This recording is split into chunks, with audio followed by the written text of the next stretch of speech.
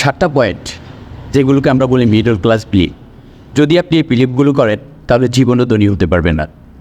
এর মধ্যে প্রথম পয়েন্ট হচ্ছে পড়ালেখা করতে হবে এবং পড়ালেখার পরে একটা জব করতে হবে।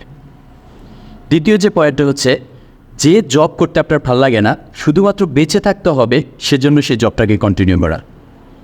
3 পয়েন্ট হচ্ছে একাডেমিক সনদ এবং সার্টিফিকেট না থাকলে, পড়াশোনা না থাকলে আপনি ধনী হতে পারবেন না। 4 নম্বর পয়েন্ট হচ্ছে আমার এত টাকার দরকার নেই, অর্থই অনর্থের মূল। 5 নম্বর পয়েন্ট হচ্ছে লাইফে এত রিস্ক নিয়ে লাভ নেই, নিরাপদে থাকাই ভালো।